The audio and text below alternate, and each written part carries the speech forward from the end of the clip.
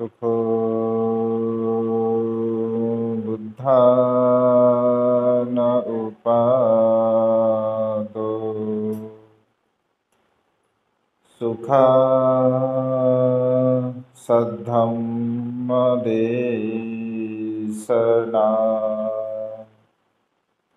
सुखा संघससामग्गी समगानं तपो सुखो।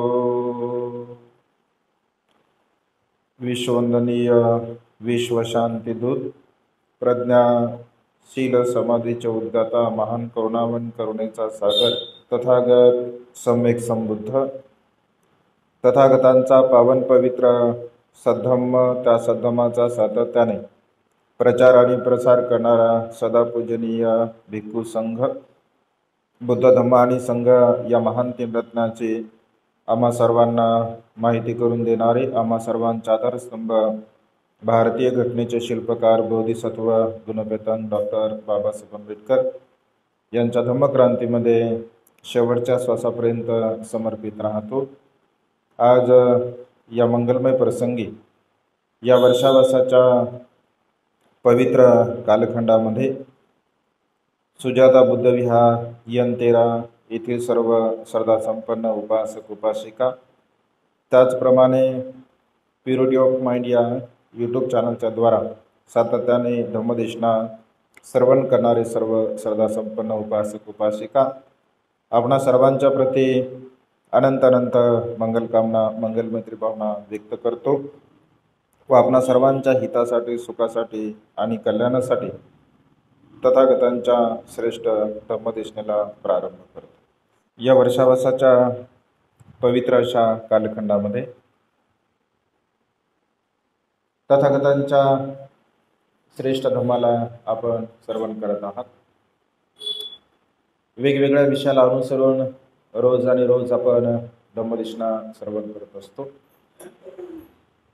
भगवंत असे म्हणतात की जो मनुष्य सदा सर्व काळ स्मृतिवान असतो म्हणजे जागरूक असतो आणि जागरूक असणारा मनुष्य आपल्या जीवनामध्ये कोणत्याही प्रकारे अकुशल कर्म वाईट कर्म करू शकत नाही आणि त्यामुळे आपण जागरूक असलं पाहिजे, आपण स्मृतिवान असलं पाहिजे।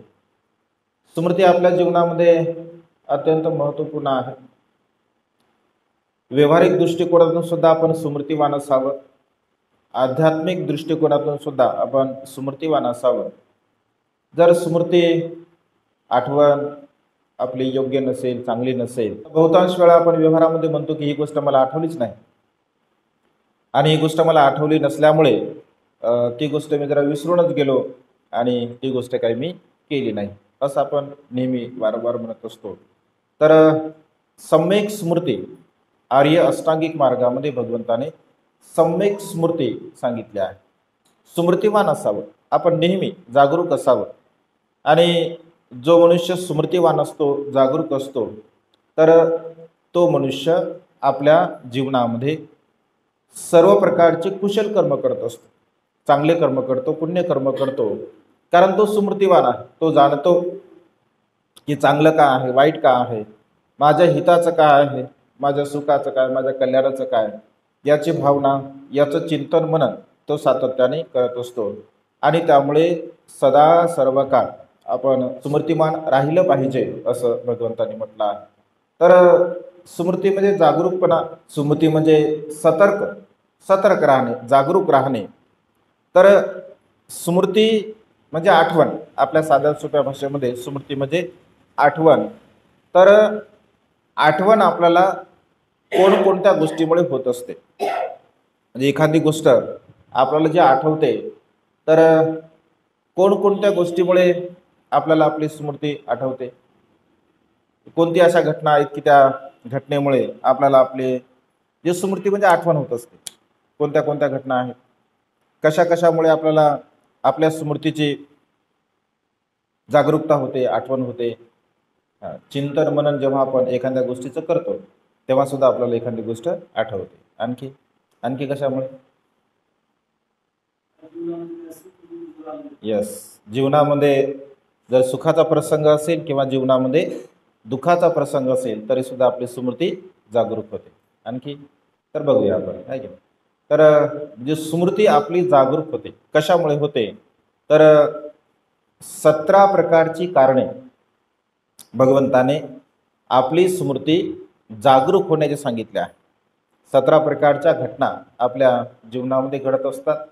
त्या 17 प्रकारच्या घटनेला अनुसरून आपली जी स्मृती आहे ती क्षणामध्ये जागरूक होते आणि लगेच आपल्याला ती गोष्ट आठवते. तर 16 प्रकारची तसे कारणं, म्हणजे 17 प्रकारची कारणं भगवंताने सांगितले आहे. त्यापैकी पहिलं कारण आहे, भगवंत असे म्हणतात, अभिज्ञेमुळे. अभिज्ञेमुळे आपली स्मृती जागरूक होत असते. अभिज्ञा म्हणजे ज्या मनुष्यांना पूर्व जन्माच्या संदर्भामध्ये ज्ञान असते, आकलन असते, तर त्याला अभिज्ञा प्राप्त झाल्या अशा प्रकारचं म्हटलं जातं. ही जी अभिज्ञा आहे तर ही अभिज्ञा आपल्या पूर्वजन्मामुळे म्हणजे पूर्वकर्मामुळे, आपले जे पूर्वकर्म असतात त्या पूर्वकर्माच्या आधाराने आपल्याला अभिज्ञा म्हणजे प्राप्त होत असतात. आपल्या भाषेमध्ये जर त्याचं चिंतन जर करायचं असेल किंवा आपल्या भाषेमध्ये जर सांगायचं असेल तर त्या मनुष्याची जी जागरूकता आहे, सजगता आहे, सतर्कपणा आहे, तो इतरांपेक्षा भिन्न असतो, इतरांपेक्षा वेगळा असतो. कारण आपण असंख्य लोक असे बघतो की काही काही लोकांची स्मृती खूप चांगली असते, खूप चांगली असते. म्हणजे त्यांना जर 8 दिवसापूर्वीचं विचारलं किंवा 15 दिवसापूर्वीचं किंवा एखाद्या महिन्याचं विचारलं किंवा कधी कधी काही काही प्रसंग असे असतात की एखाद्या वर्षापूर्वीचा प्रसंग सुद्धा आपल्याला आठवतो आणि जशाच्या तसा आपण म्हणजे सांगू शकतो. तर ती पूर्व जे काही स्मृती आपली असते म्हणजे पूर्व कर्मामुळे आपली जी स्मृती जागरूक असते त्या जागरूक स्मृतीच्या द्वारा आपण एका क्षणामध्ये त्या प्रसंगी काय घडलं हे सांगू शकतो. तर त्याचे पूर्वकर्म मनुष्याचे असणं अत्यंत गरजेचं आहे. जसं उदाहरण जर घ्यायचं असेल तर भंते आनंद होते, म्हणजे भंते आनंद यांना भगवंताचे संपूर्ण उपदेश मुखोगत होते, सगळे उपदेश. आणि त्यामुळे जेव्हा पहिली धम्मसंगती भरली तर पहिल्या धम्मसंगतीमध्ये महाकाश्यप भंतेंनी आनंद भंतेंना प्रश्न केला आणि आनंद भंतेंनी त्या प्रश्नाची उत्तरे दिले. आनंद भंते परिषदेला सांगायचे की हे जे सुत्ता आहे, हा जो उपदेश आहे, हा उपदेश भगवंताने या ठिकाणी दिलेला आहे. मग तशा पद्धतीने जे काही त्या संगीतीमध्ये जे 500 भिक्षू मुख्य होते तर त्या 500 भिक्षूंना महाकाश्यप भंते विचारत की आनंद भंते जे सांगतात ते त्यामध्ये कुणाला काही डाऊट आहे का, काही कुणाला शंका कुशंका आहे का. आणि संपूर्ण परिषदेने जेव्हा सहमती दिली तर मग ते सुत्त संग्रहित केल्या जायचं. म्हणजे अशा प्रकारे संपूर्ण सुत्ताचा संग्रह भंते आनंदाने समितीला म्हणून दाखवले सर्व सुत्त. आणि त्या समितीने म्हणजे परिषदेमध्ये जेवढे काही 500 भिक्षू अरंत होते त्या 500 भिक्षूंनी त्या सुत्तांना सहमती दिली. म्हणजे अशा पद्धतीने सुत्तांचा संग्रह आनंद भंतेने केला गेला. आणि त्यामुळे प्रत्येक सुत्ताच्या अगोदर म्हणजे ज्या सुत्ताच्या पूर्वी एवं मे सुतं असं वाक्य नसेल तर ते समजून घ्यावं ते बुद्धाचं वचन नाही आहे. म्हणजे ते मग कोणीतरी विद्वान भिक्षू असतील, ज्ञानी भिक्षू असतील, पंडित भिक्षू असतील, त्यांनी ते निर्माण केलं. जसं जयमंगल अठ्ठगाथा आहे, जयमंगल अठ्ठगाथेला एवं मे सुतंची सुरुवात नाही आहे, ती भिक्षूने निर्माण केली की भगवंतावर जे काही प्रसंग होते त्या प्रसंगाचं वर्णन करत असताना जयमंगल अठ्ठगाथा निर्माण केली गेलेली आहे. त्यानंतर महामंगल गाथा सुद्धा आहे. महामंगल गाथा सुद्धा एवं मे सुतं एकं समयं पासून सुरुवात होत नाही आहे. असे मोजके काही सुत्ता आहे ज्या सुत्ताची सुरुवात एवं मे सुतं या गाथेनं होत नाही.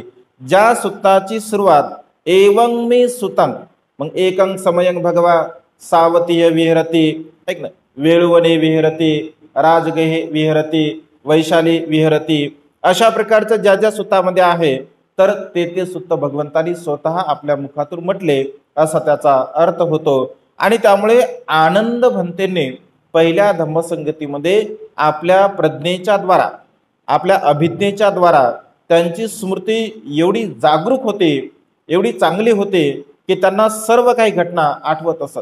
आणि त्यामुळे भगवंताने हा उपदेश कुठे दिला, कोणाला उद्देशून दिला, त्या प्रसंगी कोण कोण होतं, हे सर्व इतंभूत माहिती आनंद भंतेने दिली।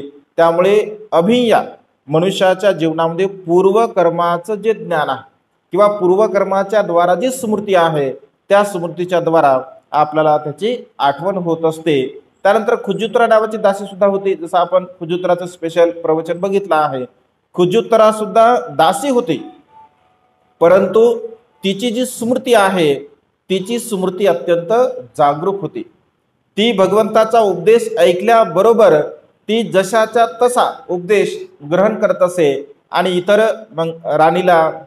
राणीच्या ज्या शैली आहेत किंवा इतर उपासक उपासकांनी ती तशाच प्रकारचा उपदेश करत असे। आणि त्यामुळे भगवंत असे म्हणतात की भिक्षूंनो, उपासिकेंना उपदेश करण्यामध्ये खुजुत्रा दासी अग्र आहे, तिला अग्रस्थान भगवंतानी म्हणजे दिला आहे। तर कधी कधी मनुष्याची स्मृती अशा प्रकारच्या आपल्या पूर्वकर्मामुळे अत्यंत जागरूक असते। जसं वर्तमान काळामध्ये जर आपण बाबासाहेबांचा विचार केला, बाबासाहेबांच्या प्रज्ञेबद्दल, बाबासाहेबांच्या ज्ञानाबद्दल जर आपण विचार केला तर बाबासाहेबांची स्मृती सुद्धा अत्यंत जागरूक होती, अत्यंत स्मृतिवान होते बाबासाहेब। म्हणजे अभिज्ञा पूर्वकर्मामुळे बाबासाहेबांना ती स्मृती अत्यंत चांगल्या प्रकारची लाभली होती। आणि त्यामुळे बाबासाहेब असं म्हणतात की मी कुठला संदर्भ कोणत्या ग्रंथामध्ये आहे, त्या ग्रंथाचा पेज क्रमांक किती आहे, हे सर्व काही सांगू शकतो। म्हणजे माझा विशाल ग्रंथ संग्रहालयामध्ये ते पुस्तक कोणत्या कपाटामध्ये आहे, कितव्या क्रमांकाचा आहे, हे सुद्धा मी सांगू शकतो।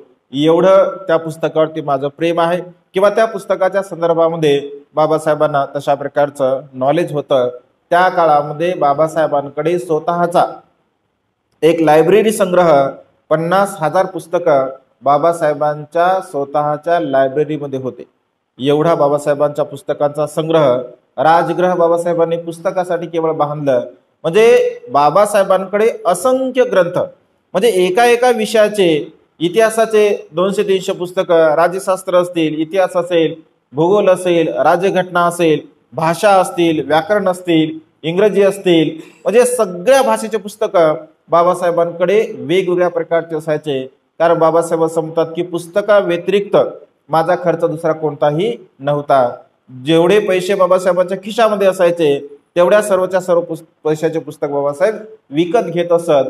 म्हणजे वर्तमान काळामध्ये बाबासाहेबांचं उदाहरण सुद्धा आपण अत्यंत स्मृतिवान व्यक्ती, स्मृतिवान महापुरुष म्हणून बाबासाहेबांची गणना होऊ शकते। आणि त्यामुळे अशा प्रकारची स्मृती आपल्याला आपल्या अभिज्ञेमुळे, म्हणजे पूर्व जे काही कर्म आपलं चांगलं असतं त्या पूर्व कर्मामुळे ती स्मृती आपल्याला आठवते। कधी कधी आपल्याला काहीच आठवत नाही, एखाद्या मनुष्याला म्हणजे काय काल एखादी घटना घडली त्याचं स्मरण सुद्धा राहत नाही। एका घंट्यापूर्वी जर कोणी काही सांगितलं त्याचंही लक्षामध्ये राहत नाही आणि मग आपण विचारतो की ती झालं का, अरे मला काय ती आठवण नाही राहिली, विसरून गेलो, असं आपलं होतं। आणि त्यामुळे मनुष्याची ही जी स्मृती आहे तर त्याला ती अभिज्ञा नसल्यामुळे मनुष्य विस्मृती भावनेला प्राप्त होतो।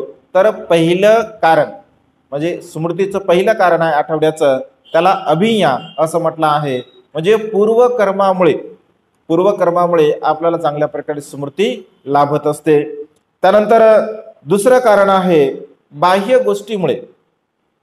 बाह्य गोष्ट जर बाहेरील गोष्ट जर समजा आपण एखादी बघितली तर बाह्य गोष्ट बघितल्याबरोबर आपल्याला लगेच आठवते, अरे ही गोष्ट मी कुठेतरी बघितली होती। एखादं प्रवचन तुम्ही ऐकलं आणि तेच प्रवचन जर समजा दुसऱ्या एखाद्या स्टेजवरती एखाद्या प्रोग्राममध्ये जर एखाद्या भिक्षूंच्या मुखातून तुम्ही ऐकत असाल तर लगेच आपल्या जवळ जे कोणी बसलेलं असेल त्यांना नेमकं समोर काय होत आहे, आता भंते समोर काय सांगणार आहे, हे कधी कधी आपण लगेच सांगतो की हे प्रवचन मी भंतेजींनी या प्रसंगी दिलं होतं, आम्ही ते ऐकलं।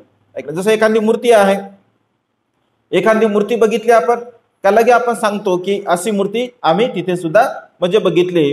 म्हणजे बाह्य एखादं कारण, बाह्य एखादी घटना आपल्याला बघितल्याबरोबर आपली स्मृती त्या ठिकाणी जागरूक होत असते असं भगवंताने म्हटलं आहे.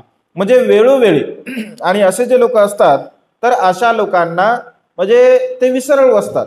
ऐक नाही, कधी कधी मनुष्यांची स्मृती ही विसराळू असते आणि विसराळू स्मृती असल्यामुळे मग त्यांना ते आठवण द्यावं लागतं की इथे इथे अशा अशा प्रकारचा प्रसंग घडला होता आणि तोच प्रसंग अशा अशा प्रकारचा आहे असं म्हटल्याबरोबर त्यांना त्या ठिकाणी ती गोष्ट आठवत असते. म्हणजे पुन्हा पुन्हा कधी कधी काही काही लोकांना ती गोष्ट सांगावी लागत असते. तर बाह्य कारणामुळे सुद्धा आपली स्मृती जागरूक होते, हे दुसरं कारण भगवंताने सांगितलं आहे. त्यानंतर फार एखादा मोठा प्रसंग जर घडला असेल तर तो प्रसंग घडल्याबरोबर आपल्याला लगेच ती स्मृती जागरूक होते. जसं समजून घ्या, एखादा ऍक्सिडेंट झाला, समजा एखादा ऍक्सिडेंट झाला की आपण लगेच त्या ऍक्सिडेंटची तुलना दुसऱ्या ऍक्सिडेंट सोबत करतो की अशाच प्रकारचा ऍक्सिडेंट सुद्धा या प्रसंगी झालेला होता. म्हणजे मोठा एखादा प्रसंग आपल्या जीवनामध्ये घडला का लगेच दुसऱ्या प्रसंगाची आपल्याला आठवण होत असते. किंवा जसं भगवंताच्या काळात उदाहरण दिलं, जसं एखादा राजा आहे, राजाचा जर राज्याभिषेक जर करायचा असेल, कारण राजाचा राज्याभिषेक करणे फार मोठा समारंभ असतो. म्हणजे राजाच्या जीवनामध्ये सर्वात मोठी गोष्ट जर कोणती असेल तर त्याचा राज्याभिषेक होणे हे त्याच्या जीवनातील, म्हणजे जो राजकुमार असतो तर राजकुमाराच्या जीवनातील सर्वात महत्त्वपूर्ण आणि सर्वात मोठी घटना जर कोणती असेल तर ती म्हणजे राज्याभिषेक असतो.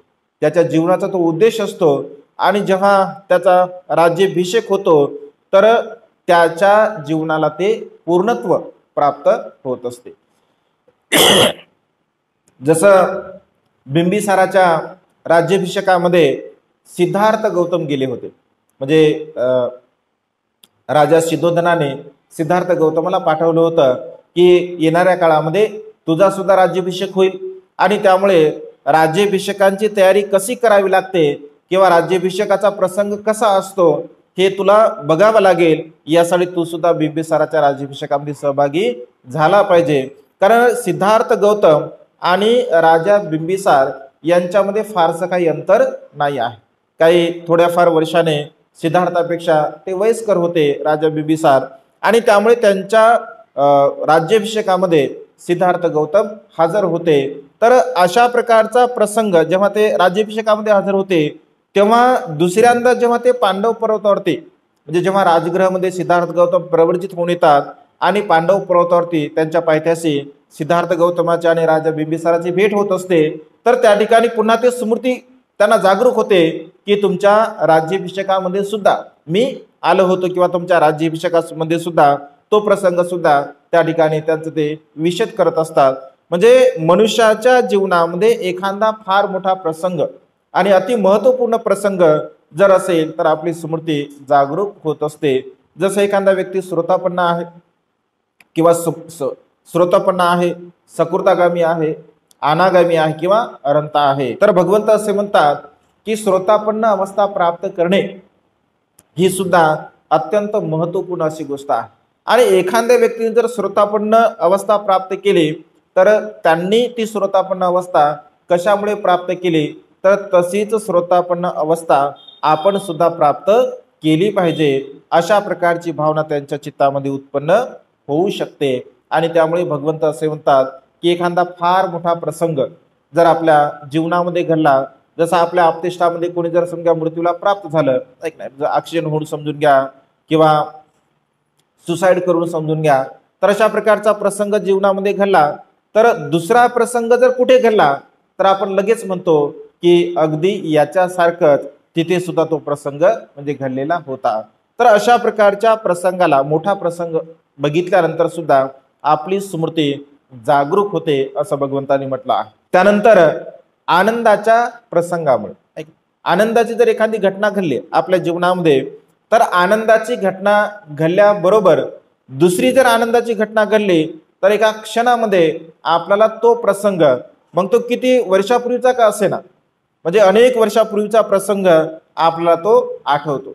जसं एखादा प्रसंगी समजा विवाह प्रसंग असेल तर विवाह प्रसंगाची जी स्मृती आहे तर त्या स्मृती जर समजा विवाह प्रसंगाचा स्मृती आपण जर चिंतन आपलं केलं तर त्या प्रसंगी आपण काय केलं म्हणजे कशा प्रकारे आपली मानसिकता होती किंवा कशा प्रकारचा तो प्रसंग आनंदाचा होता हे लगेच बॅकमध्ये आपण म्हणजे जाऊ शकतो. आनंदाचा प्रसंग किंवा दुसरा एखादा प्रसंग जसं समजून घ्या अनेक दिवसानंतर म्हणजे ज्या दिवशी जसं आपल्या विहारामध्ये समजून घ्या मूर्ती स्थापना केली, बुद्धांच्या मूर्तीची स्थापना केली, तर बुद्धांच्या मूर्ती स्थापना करत असताना एखाद्या दुसऱ्या विहारामध्ये जर समजा आपण मूर्ती स्थापना करत असेल तर तो प्रसंग आनंदाचा आहे, सुखाचा आहे. तो सुखाचा प्रसंग बघितल्याबरोबर लगेच आपल्याला आपलं सुद्धा आठवतं की आमच्या सुद्धा विहारामध्ये अशा प्रकारची मूर्ती बनवली. जसं आता आपल्याकडे मूर्तीचा म्हणजे मूर्तीला कलर देणं सुरू आहे, तर त्यांनी जो कलर दिला समजा मूर्तीला, तो कलर मूर्तीला दिल्याबरोबर म्हणजे मला स्मृती झाली की अशा मूर्त्या श्रीलंकेमध्ये सुद्धा पाहायला आपल्याला मिळतात. म्हणजे अनेक मूर्त्यांचा जो कलर आहे तर अशा मूर्त्यांचा कलर श्रीलंकेमध्ये अनेक मूर्त्यांना आपल्याला पाहायला मिळतो. कारण ती स्मृती आता वास्तविक होता 2010ला मी श्रीलंकेमध्ये होतो, आता 13 वर्ष झाले, पण एका क्षणामध्ये त्या मूर्तीचा कलर बघितल्याबरोबर मला आठवलं की अशा मूर्त्या श्रीलंकेमध्ये विपुल प्रमाणामध्ये आपल्याला पाहायला मिळतात. म्हणजे आनंदाचा क्षण किंवा एखादी घटना जेव्हा आपण बघतो तर त्या क्षणी आपली स्मृती जागरूक होते आणि त्यामुळे आनंदाचा प्रसंग सुद्धा आपल्या जीवनामध्ये असेल. समजून घ्या आपण खूप दुःखामध्ये आहोत आणि दुःखामध्ये असताना एखाद्या व्यक्तीने आपल्याला मदत केली, मदत केल्यानंतर आपल्याला खूप आनंद होतो. आणि समजून घ्या आपण दुसऱ्यांना मदत केली आणि दुसऱ्यांना मदत केल्यानंतर जेव्हा त्याला आनंद होतो तर एका क्षणामध्ये आपल्याला आठवते की अरे मी सुद्धा त्या कठीण प्रसंगी असताना मला जेव्हा मदत केली तर तोच आनंद मला सुद्धा माझ्या जीवनामध्ये प्राप्त झाला होता. म्हणजे आनंदाचा प्रसंग जो कोणता असेल तर त्या प्रसंगी आपल्याला ती स्मृती जागरूक होते की अशा प्रसंगी या आनंदाच्या क्षणी मी अशा प्रकारच्या भावना व्यक्त केल्या होत्या. तर आनंदामुळे सुद्धा आपली स्मृती जागरूक होत असते. त्यानंतर दुःखाच्या प्रसंगी सुद्धा आपली स्मृती जागरूक होते. कारण आपल्या जीवनामध्ये अनेक दुःखाचे प्रसंग येत असतात, छोटे प्रसंग येतात, मोठे प्रसंग येतात. आणि दुःखाचे प्रसंग जेव्हा जेव्हा आपल्या जीवनामध्ये येत असतात तेव्हा तेव्हा आपली स्मृती जागरूक होते लगेच. जर दुःखाचा प्रसंग असेल तर लगेच आपण दुसऱ्याला सांगतो की अशा प्रसंग इथे सुद्धा म्हणजे घडला होता, अशी घटना इथे सुद्धा घडली होती, अशी घटना त्यांच्या जीवनामध्ये सुद्धा घडली होती. आणि बघा त्यांच्या जीवनामध्ये ती घटना घडली होती, त्यांनी बघा कसं स्वतःला सावरलं. आपण समजावून सांगतो, दुसऱ्याला म्हणतो की बघा त्यांनी कसं स्वतःला सावरलं, तर तुम्ही सुद्धा स्वतःला सावरलं पाहिजे. कारण अशा प्रकारच्या दुःखाच्या घटना प्रत्येक मनुष्याच्या जीवनामध्ये घडत असतात. आणि दुःखाचा प्रसंग जेव्हा जेव्हा येतो तेव्हा तेव्हा तो प्रसंग कधी कधी असं होतं की एखादा प्रसंग आपल्या जीवनामध्ये फार मोठा असतो दुःखाचा, आणि तो दुःखाचा प्रसंग म्हणजे तसा प्रसंग कुणाच्याही जीवनामध्ये घडला, कुठेही घडला, तरी सुद्धा तो प्रसंग घडल्याबरोबर आपली स्मृती जागरूक होते आणि आपल्या जीवनामध्ये घडलेल्या घटनेचा आपल्याला स्मरण होत असते. अशा अनेक दुःखाच्या स्मृती सुद्धा मनुष्याच्या जीवनामध्ये असतात. आणि त्यामुळे भगवंत असे म्हणतात की तुमची स्मृती आहे तर दुःखाच्या प्रसंगी सुद्धा ती स्मृती जागरूक होते. भगवंत अनेक वेळा जेव्हा जेव्हा म्हणजे उपदेश करत असत आणि उपदेश करताना भगवंत वारंवार सांगत असत की भिक्षूंनो, मी जेवढा तप केला, मी जेवढं वर्तव्य केलं, मी जेवढा उपवास तपास केला, तेवढा उपवास तपास या सृष्टीमध्ये कोणी सुद्धा केलेला नाही आहे. मी शरीराला एवढा देहदंड दिला, मी शरीराला एवढ्या यातना दिल्या, मी एवढं दुःख भोगलं, मी एवढे कष्ट भोगले की या सृष्टीमध्ये असे कष्ट कोणी आता भोगणार नाही आहे. म्हणजे त्यांना त्या दुःखाच्या प्रसंगाची ते आठवण करून देतात की तुमच्या जीवनामध्ये म्हणजे हे जे सुख आहे, या सुखाला तुम्हाला जर प्राप्त करायचं असेल तर तुमच्या जीवनामध्ये ज्या दुःखद घटना असतात, जे अपयशाच्या घटना असतात, त्याला पूर्णपणे तुम्ही सावरलं पाहिजे. त्याला पूर्णपणे सावरून म्हणजे ती घटना विसरून जाऊन पुन्हा सुखाच्या मार्गाने तुम्ही वाटचाल केली पाहिजे. कारण सुखाचे प्रसंग आणि दुःखाचे प्रसंग सुद्धा, कारण मनुष्याच्या जीवनामध्ये ह्या ज्या घटना घडतात तर ह्या घटना कायम नसतात. या घटनेची जी काही तीव्रता असते तर घटनेची तीव्रता कोणत्याही सारखी नसते.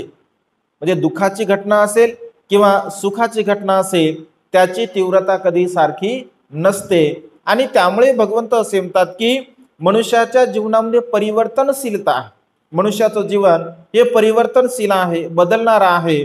म्हणजे सुख जरी असेल तर ते सुद्धा बदलणार आहे, दुःख सुद्धा असेल तरी सुद्धा ते बदलणार आहे. आणि आपल्या जीवनामध्ये जेव्हा जेव्हा दुःख येत असते तर भगवंत असे म्हणतात त्या दुःखाला सावरण्यासाठी तुमच्या जीवनामध्ये अगोदर जे काही सुखाचे प्रसंग घडले तर त्या प्रसंगाची तुम्ही आठवण केली पाहिजे, त्याचे तुम्ही स्मरण केलं पाहिजे. जर त्या सुखाच्या प्रसंगाची तुम्ही आठवण केली तर वर्तमान काळामध्ये तुमच्या जीवनामध्ये दुःखाचे प्रसंग आहे तर त्या दुःखाच्या प्रसंगामध्ये आपण स्वतःला सावरू शकतो. जसं समजून घ्या, आपल्याला एखादा मनुष्य त्याने सुरुवातीला आपल्याला खूप मेहनत म्हणजे मदत केली, आपल्या कठीण प्रसंगी त्याने आपल्याला सहाय्य केलं, दुःखातून बाहेर काढलं आणि काही कारणास्तव समजून घ्या त्याचं आपलं पटत नाही, आपला त्याचा वादविवाद वगैरे झालेला आहे, टोकाचं जीवन म्हणजे एकमेकाचं टोकांचं वैरत्व निर्माण झालेलं आहे. तर भगवंत असे म्हणतात की जेव्हा अशा प्रकारची मानसिकता, अशा प्रकारचा दुःखाची मानसिकता आपली तयार होत असते तर त्या व्यक्तीने आपल्यासाठी केलेले जे काही अगोदरचे उपकार असतात किंवा अगोदरच्या चांगल्या गोष्टी असतात त्या चांगल्या गोष्टींचं आपण स्मरण केलं पाहिजे, त्या चांगल्या गोष्टीची आपण आठवण केली पाहिजे. जर त्या चांगल्या गोष्टीची आपण आठवण करत असेल तर या क्षणी त्या व्यक्तीच्या प्रती असणारा जो द्वेष आहे, क्रोध आहे तर त्याची तीव्रता थोड्याफार प्रमाणामध्ये कमी होऊ शकते. कारण मनुष्याचं जे मन आहे तर मनुष्याच्या मनामध्ये अशा प्रकारचे अनेक प्रसंग घडत असतात, सातत्याने घडत असतात. आणि त्यामुळे भगवंत असे म्हणतात की आपण आपल्या प्रती, आपल्याविषयी त्याने काय चांगलं केलं होतं, कोणतं एखादं चांगलं कर्म केलं होतं तर त्या चांगल्या कर्माचं आपण स्मरण केलं पाहिजे. जसं एक व्यक्ती जेव्हा भिक्षू बनण्यासाठी येत असतो तर तो पुन्हा म्हणजे सुरुवातीला 7 वेळा प्रवर्जित होतो, पुन्हा 8व्यांदा भिक्षू त्याला चिवर देत नाहीत आणि तो कोणालाही कोणाचा दान पुण्य करत नसतो, कोणाच्या कामी सुद्धा येत नसतो. आणि जेव्हा तो विनंती करतो की म्हणते मला प्रवर्जित द्या, मला भिक्षू बनायचं आहे, तर कोणताही भिक्षू त्याला प्रवर्जित देण्यासाठी तयार नसतो. तेव्हा भगवंत भिक्षूंना उद्देशून म्हणतात की भिक्षूंनो, तुम्हाला कोणाला आठवते का या व्यक्तीने कधीतरी तुम्हाला दान पुण्य केलं होतं? कारण तो अत्यंत कंजूस असतो, त्याने कधी कोणाला दान पुण्य केलेलं नसते. परंतु संपूर्ण भिक्खू संघामध्ये सारीपुत्त म्हणतात की भगवान हो, भगवान मला एक वेळेस या व्यक्तीने सुखाभात दिला होता. म्हणजे बघा, जे थोडंसं कर्म आहे आणि त्या थोड्याशा कर्माने त्यांनी आठवलं तर भगवंत असे म्हणतात की त्याने ते केलेलं छोटंसं कर्म आहे तर त्या कर्मामुळे तो प्रवर्ज्यात देण्याच्या लायकीचा आहे. म्हणजे त्याला तुम्ही प्रवर्ज्यात देऊ शकता, ते प्रवर्ज्यात देण्यासाठी तेवढं त्याचं कुशल कर्म पुण्यकर्म सहाय्यक आहे. म्हणजे एखादा मनुष्य जर वाईट आहे, कारण भगवंत असे म्हणतात की प्रत्येक मनुष्यामध्ये सर्वच गुण काही वाईट नसतात, काही गुण चांगले सुद्धा असतात. आणि त्यामुळे चांगल्या गुणाचं जर पॉझिटिव्हिटी ठेवून आपण जर सकारात्मक दृष्टिकोन ठेवून जर आपण त्या मनुष्यामध्ये असणारे जे चांगले गुण आहेत त्या चांगल्या गुणाचा आपण स्वीकार केला किंवा त्या चांगल्या गुणाला जर आपण आठवलं तर त्याचे जे काही वाईट गुण असतात तर त्याची तीव्रता कमी होत असते. परंतु हा दृष्टिकोन मनुष्यामध्ये नसतो. ऐका, जर असं म्हणतो ना आपण 1000 गुण जरी चांगले असतील पण एक वाईट जर गुण असेल तर त्या 1000 चांगल्या गुणाचा परिणाम म्हणजे एका वाईट गुणाचा परिणाम त्याच्यापेक्षा कितीतरी पटीने जास्त असतो. ऐक ना, वाईट गुणाचा परिणाम जास्त असतो. आणि त्यामुळे त्याचं चिंतन करत असताना, मनन करत असताना आपण जाणलं पाहिजे की 10 गोष्टी, 10 दोष आहेत किंवा 10 चांगले गुण आहेत, परंतु एक मात्र दोष आहे किंवा एक दोष आहे किंवा 10 गुण, 10 दोष आहे किंवा एक गुण चांगला आहे. म्हणजे दोन्ही बाजू असू शकतात. कधी कधी कोणामध्ये चांगले जास्त गुण असतात, दोष कमी असतात, किंवा कोणाकोणामध्ये दोष जास्त असतात, चांगले गुण कमी असतात तर भगवंत असे म्हणतात की एखाद्या चांगल्या गुणाच्या द्वारा त्याचं आपण स्मरण केलं पाहिजे, आठवण केली पाहिजे. आणि अशा प्रसंगी जेव्हा जेव्हा तो व्यक्ती दुःखामध्ये असतो तर त्या दुःखाच्या प्रसंगी आपण त्यांना सहाय्य केलं पाहिजे, मदत केलं पाहिजे. आणि असे प्रसंग घडतात. स्मृतीचे हे कारण सांगताना भगवंत असे म्हणतात, दुःखाचा प्रसंग जरी असेल तरी सुद्धा स्मृती जागरूक होते, सुखाचा प्रसंग असेल तरी सुद्धा स्मृती जागरूक होत असते. त्यानंतर साम्य आढळल्यामुळे, समानता आढळल्यामुळे सुद्धा आपल्याला त्या ठिकाणी स्मृती आपली जागरूक होत असते. म्हणजे सारख्याच गोष्टी जेव्हा आपण एकत्र बघत असतो तर सारख्याच गोष्टी बघितल्याबरोबर आपल्याला लगेच ती स्मृती जागरूक होते. जसं एखाद्या ठिकाणी आपण जुळे मुलं जर बघितले, सारखेच मुलं जर बघितले आणि कधी कधी असं होतं की त्या ज्या जुळ्यामधील एक मुलगा म्हणजे दुसरीकडे असतो आणि तो मुलगा दुसरीकडे असतो, त्याला बघितल्याबरोबर असं आपण म्हणतो, अरे असाच मुलगा मी तिकडे सुद्धा बघितला होता. म्हणजे त्यांच्यामध्ये असणार जे साम्य आहे ते सारखं असतं, समान असतं, त्यांच्यामध्ये कुठल्याही प्रकारची भिन्नता नसते. म्हणजे सारखी वस्तू बघितल्याबरोबर आपली स्मृती जागरूक होत असते. अनेक उदाहरणं आपण देऊ शकतो. जसं मूर्ती आहे, भगवंताची मूर्ती जर असेल तर तशी मूर्ती जर आपण बघितली की लगेच म्हणतो आपण की त्या विहारामध्ये आम्ही सुद्धा तशा प्रकारची मूर्ती म्हणजे बघितली होती. किंवा विहाराचा परिसर असेल, विहार सुंदर असेल तर त्या सुंदर विहाराला बघितल्याबरोबर आपण असं म्हणतो. जसं की आपण सांचीला गेलो समजून घ्या, तर सांचीला गेल्याबरोबर जो मनुष्य दीक्षाभूमीला गेला, तर दीक्षाभूमीला गेल्यानंतर तो मनुष्य म्हणतो, अरे असा स्तूप सांचीला सुद्धा आहे. किंवा सांचीला जर आपण गेलो तर आपण म्हणतो, अरे सांचीला जसा स्तूप आहे तसा स्तूप दीक्षाभूमीला सुद्धा आहे.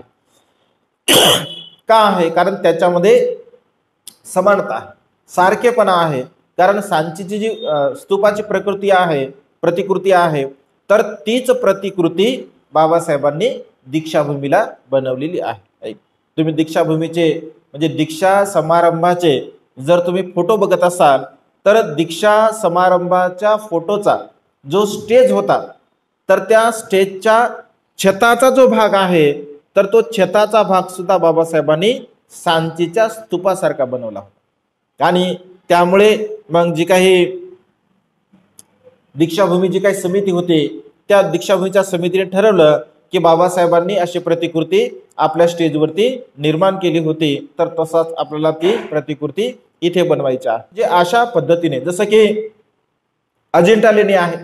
आता अजिंठा लेणीतील ज्या काही लेण्या आहेत त्या सर्व प्रकारच्या लेण्या आता जे काही म्हणजे अजिंठ्याचं जे पॉइंट आहे जिथे आपण लेण्यामध्ये जात असतो तर तिथे जपानच्या लोकांनी दुसऱ्या आर्टिफिशियल ज्या काही लेण्या आहेत त्या लेण्या बनवलेल्या आहेत. म्हणजे अगदी साम्य आहे.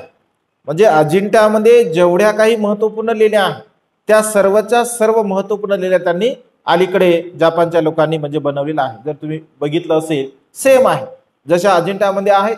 म्हणजे यदा कदाचित भविष्यामध्ये जर अजिंठ्याच्या लेण्या जर नष्ट झाल्या, हे जे इकडे बनवलेलं आहे तर त्याला ते नष्ट होणारच नाही अशा प्रकारचं मटेरियल त्या ठिकाणी त्यांनी वापरलेलं आहे. म्हणजे यदा कदाचित, कारण ते दगड आहे तिथे काही होऊ शकते, तर काहीही जरी झालं तरी भविष्यामध्ये ह्या अजिंठ्याच्या लेण्या अशा प्रकारच्या होत्या यासाठी त्यांनी जपान सरकारने ते म्हणजे बनवलेलं आहे. आणि त्याचं आयुष्य लाखो वर्षाचं आहे असं म्हणतात. म्हणजे तशा प्रकारचं त्यामध्ये ते केमिकल असेल किंवा तशा प्रकारचे पदार्थ असतील तर त्याने ते यूज केले आहे. म्हणजे त्याची प्रतिकृती, त्याची साम्यता, समानता त्यांनी तयार केली आहे.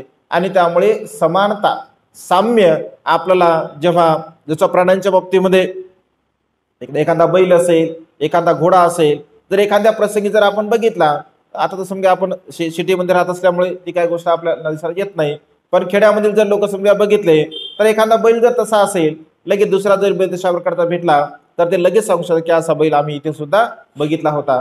म्हणजे साम्यता सांगायचं तात्पर्य की साम्यता असल्यामुळे, समानता असल्यामुळे सुद्धा आपली स्मृती जागरूक होत असते. साम्य बघितल्यामुळे, समान घटना, समान गोष्टी बघितल्यामुळे सुद्धा तिथे आपल्याला ती स्मृती क्षणामध्ये जागरूक होत असते.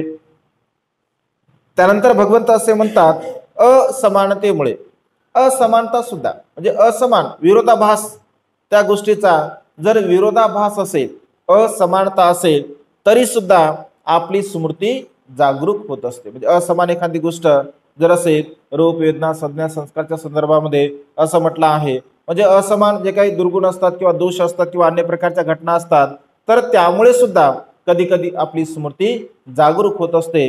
म्हणजे समान गोष्टीमुळे सुद्धा स्मृती जागरूक होते आणि असमान गोष्टीमुळे सुद्धा स्मृती जागरूक होते. त्यानंतर भगवंत असे म्हणतात की दुसऱ्यांनी सांगितल्यामुळे आपली स्मृती कधी जागरूक होते, दुसऱ्यांनी सांगितल्यामुळे.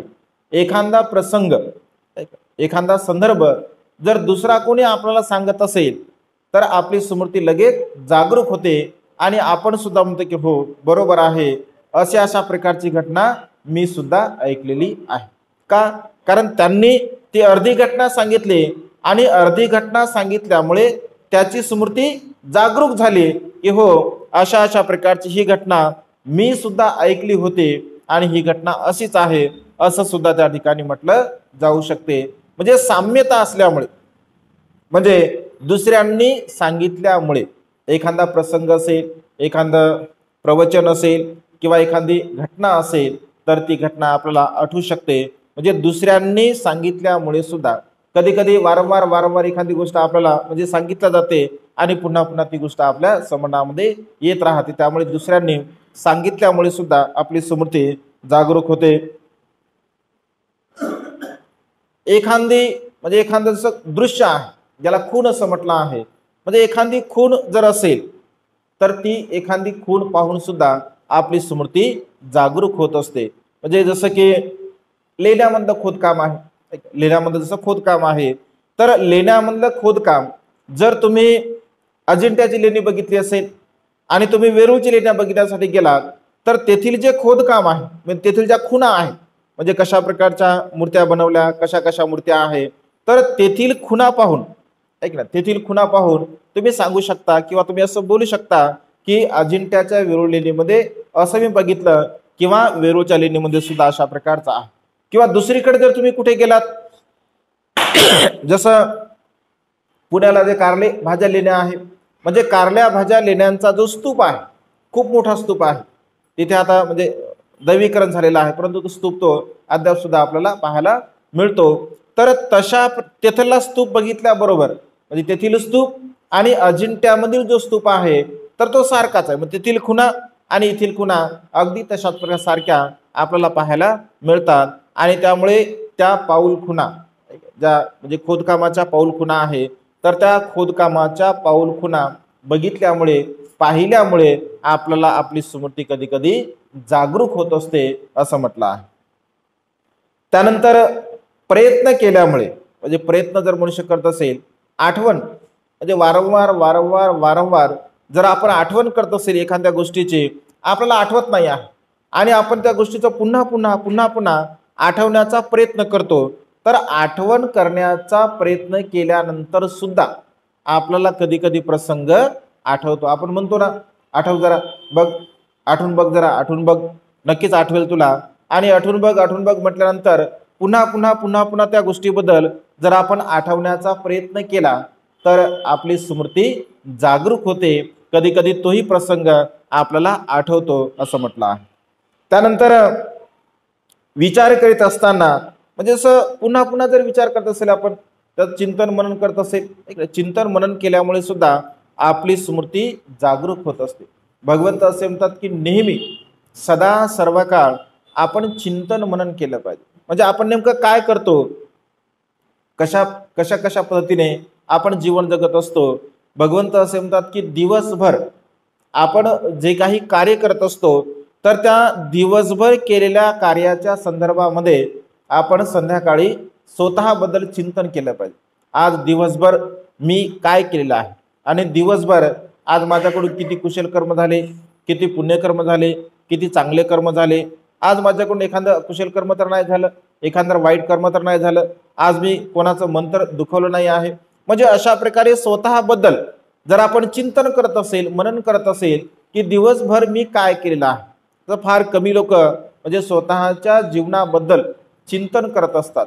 कारण स्वतःबद्दल जर चिंतन आपण करत असेल, रोज आणि रोज जर आपण स्वतःबद्दल चिंतन करत असेल की आज सकाळपासून उठल्यापासून ते संध्याकाळी झोपेपर्यंत मी कोणते कोणते कर्म आज केलेले आहे, किती चांगले कर्म केले, किती कुशल कर्म केले, किती पुण्यकर्म केले, किती परोपकाराचे कर्म केले, किती मंगलमैत्री केले, किती कोणावरती उपकार केले किंवा काय काय केलं, या संदर्भामध्ये सदा सर्व काळ आपण चिंतन मनन करत राहिलं पाहिजे.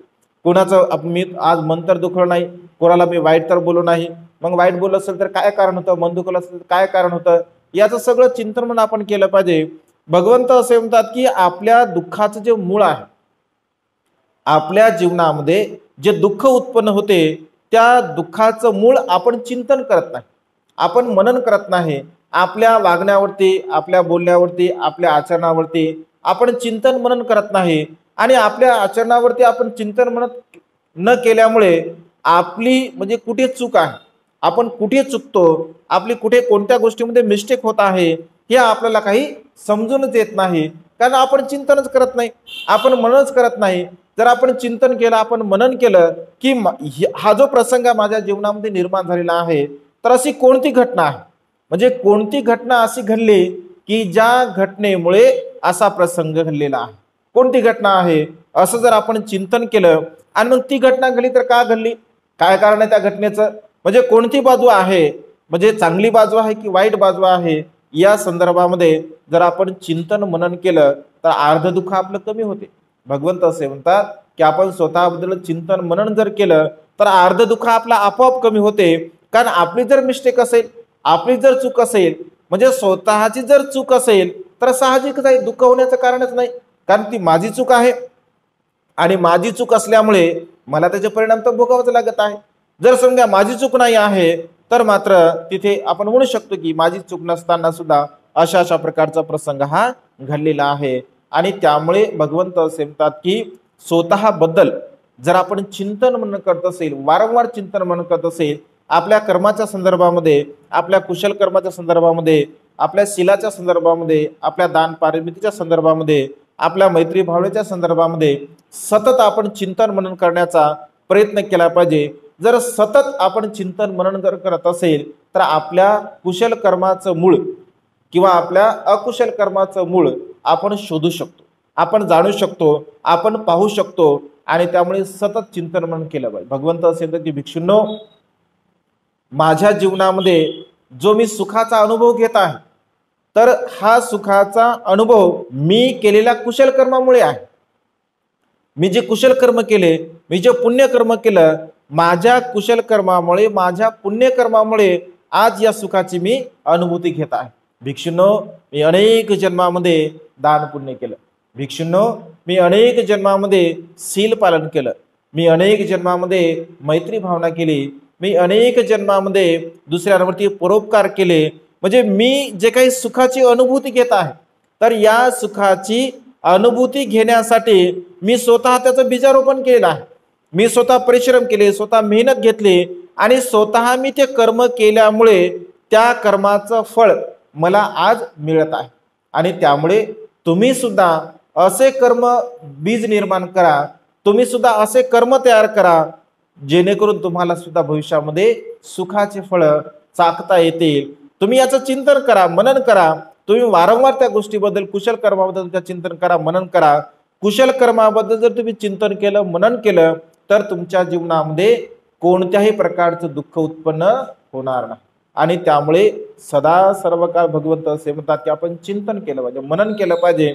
आणि चिंतन मनन केल्यामुळे आपली स्मृती जागरूक होते, आपल्याला आठवते की अरे नाही, हे कर्म केलं पाहिजे, हे कर्म माझं चुकीचं आहे, मी असं नाही करायला पाहिजे होतं, आता हे कर्म मी करणार नाही. जर चिंतन जर करेल तर समजेल, जर चिंतन आपण करेल तर समजेल की माझं इथे चुकलेलं आहे, माझं हे चुकत आहे, तर मग पुन्हा अशी चूक माझ्याकडून होणार नाही. जर आपण चिंतन करत असेल, मनन करत असेल आणि स्वतःला जर आपण शोधत नसेल, स्वतःचा शोध आपण घेतला पाहिजे. तुझं आहे तुझ पासी, परी तू जागा भुललासी. म्हणजे कवी म्हणतात तुझं आहे तुझ पासी, परी तू जागा भुललासी. सगळं तुझ्या जवळच आहे, सर्व काही तुझ्या जवळच आहे, परंतु तू मात्र तुला नेमकं काय करायचं आहे हे तू विसरला आहे. जसं मनुष्याचं जे म्हणजे मनुष्याचा जो स्वभाव आहे, मनुष्याचा स्वभाव त्या हरणीसारखा आहे. मनुष्याचा जो स्वभाव आहे तो हरणीसारखा आहे. असं म्हणतात हरणी जवळ कस्तुरी असते, त्या कस्तुरीचा सुगंध येत असते आणि त्या हरणीला असं वाटतं की नेमकी कस्तुरी कुठे आहे. ती धावत राहते आणि सुगंध तिच्या सोबत सोबत येत राहते. तिला असं वाटतं की सुगंध समोरच आहे. ती धावत राहते परंतु तिला काही सुगंध प्राप्त होत नाही. का होत नाही? कारण तिलाच माहित नाही की सुगंध माझ्या जवळच आहे. मनुष्याचं सुद्धा भगवंत असे म्हणतात की असंच आहे. म्हणजे सुखही त्याच्या स्वतःच्याच म्हणजे स्वतःकडेच आहे आणि दुःख सुद्धा त्याचं स्वतःकडेच आहे.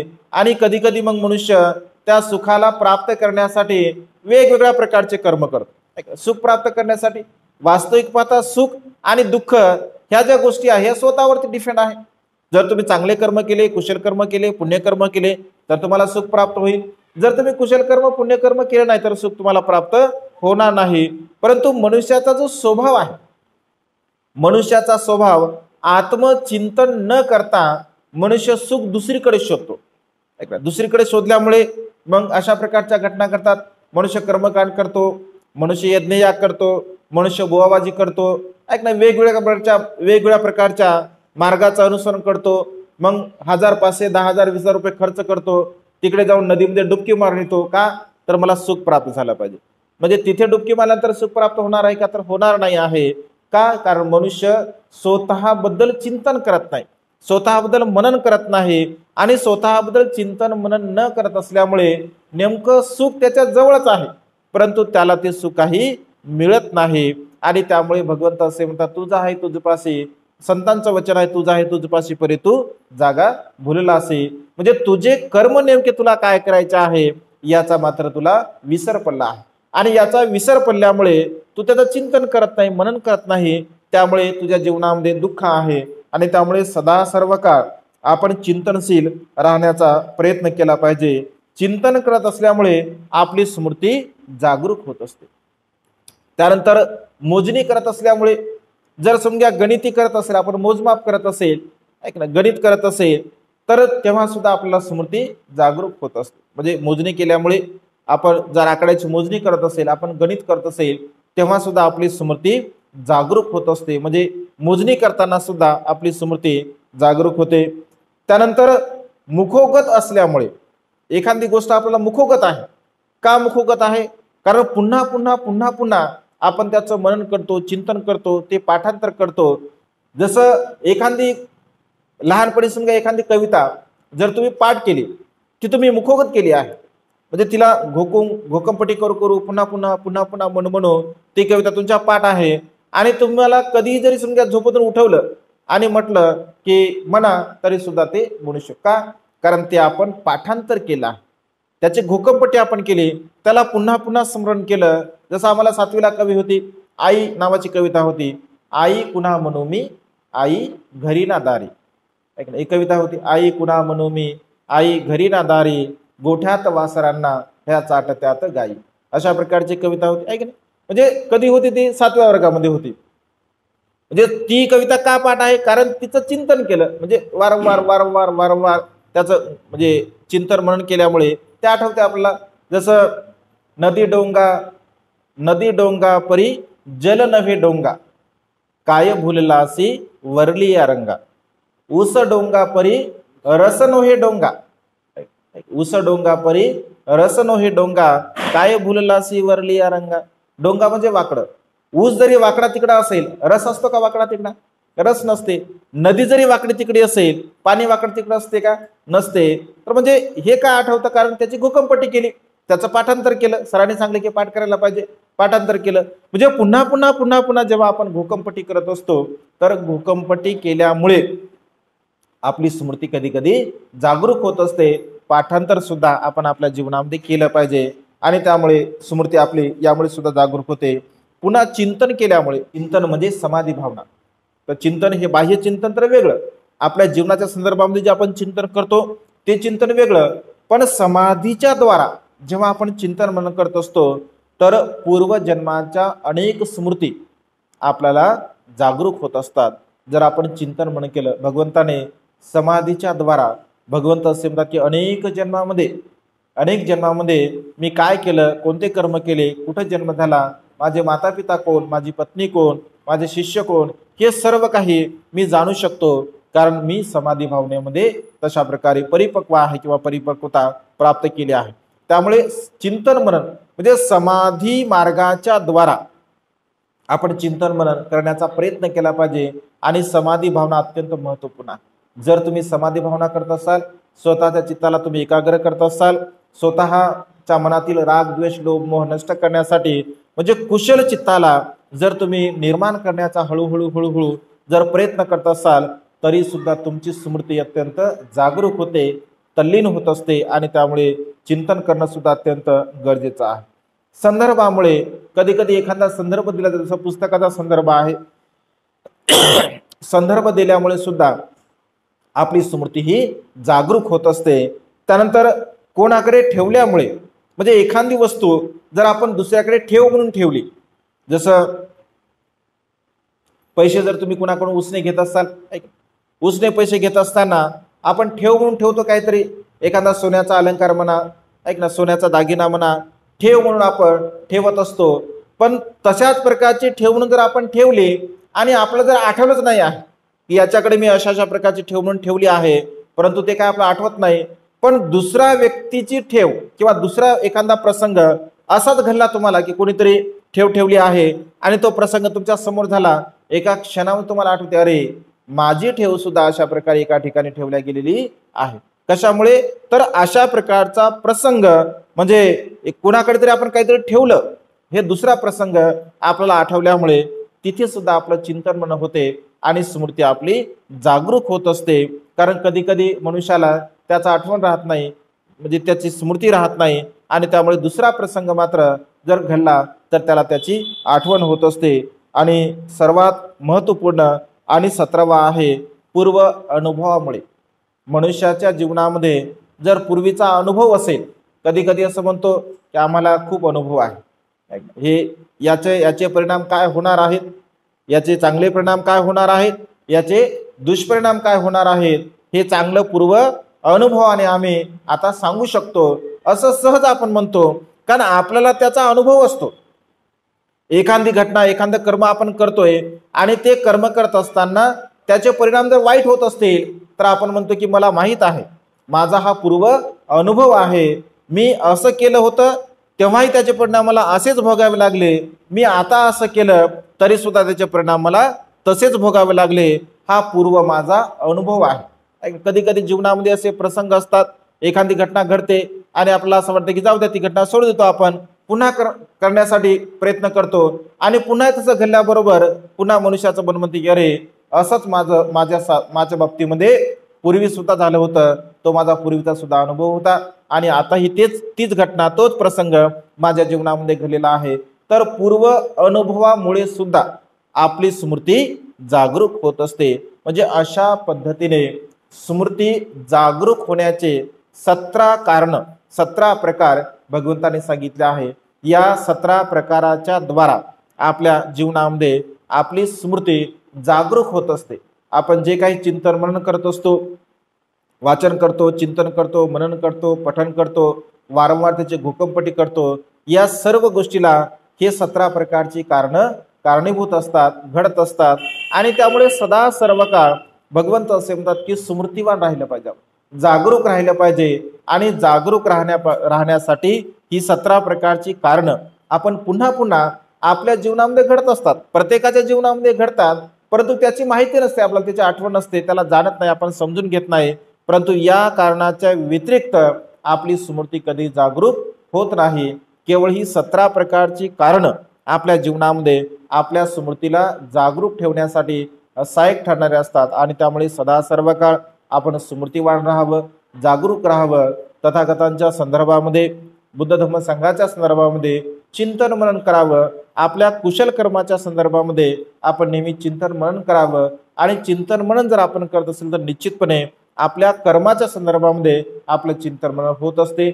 आणि जो मनुष्य आपल्या कर्माच्या संदर्भामध्ये चिंतन मनन करतो तर तो मनुष्य कधीही अकुशल कर्माकडे वळत नाही, तो सदा सर्व काळ कुशल कर्माकडे, पुण्यकर्माकडे वळत असतो. आणि तेच आपल्या जीवनामध्ये निब्बाण अवस्थेला प्राप्त करण्यासाठी, निब्बाण अवस्थेकडे घेऊन जाण्यासाठी ते कुशल कर्म, ते पुण्यकर्म आपल्याला सहाय्यक ठरत असतात.